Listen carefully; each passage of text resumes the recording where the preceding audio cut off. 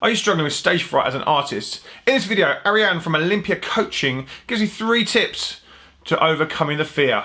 Let's dive in.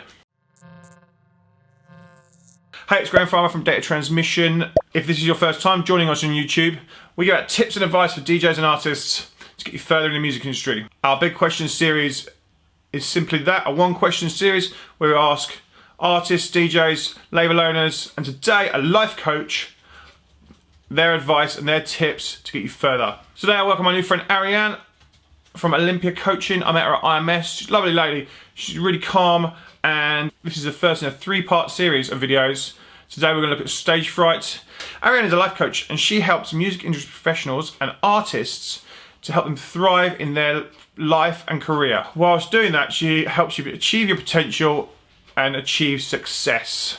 I don't want to waste any more time, so let's dive into these tips. She's also given us some really helpful resources. I'll put them in the card below.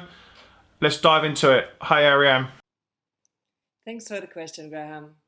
So first of all, surveys show that 75% of musicians are affected by stage fright, and it happens to people like Ozzy Osbourne.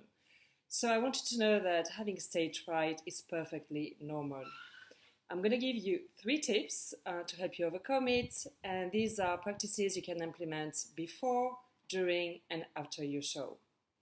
So tip number 1 is to learn an anxiety-reducing technique and use it before you step on stage, which is of course healthier than using crutches such as drugs or alcohol to feel calmer.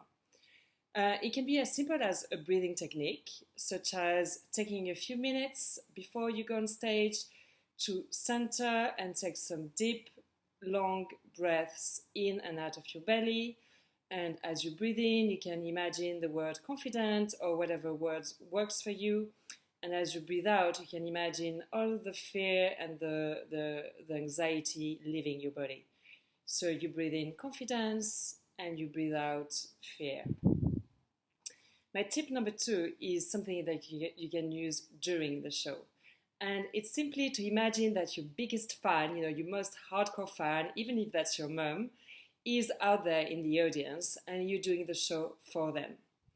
And if a mistake happens, don't worry, just refocus and keep going, because very likely no one will notice.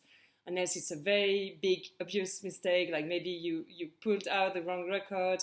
And then in that case, just connect with the crowd. You can have a little shrug or a smile, and know that the audience is out there to have fun and to support you.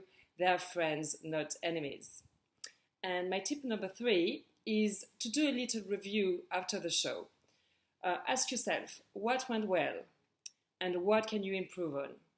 And the key here is not to beat yourself up, but just to reflect on what went well. This will create positive reinforcement and help you build confidence over time.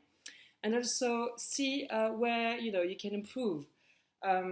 This is all about experience, and this is what is called having a growth mindset, understanding that every experience, good or bad, is valuable, and it contributes to your learning so you can get better and better at your craft.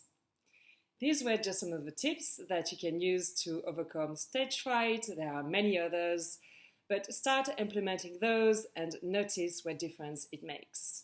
And most importantly, enjoy your shows. Thanks for joining me this week on Data Transmission. As ever, if you've enjoyed this content, please give it a like, a share, a comment. It means the world. It helps the engagement. It helps YouTube push it up their rankings so more people can find it. If you do find it useful, share it with your mates, share it with other DJs and artists that will find it useful. And I'll see you again next time. Cheers.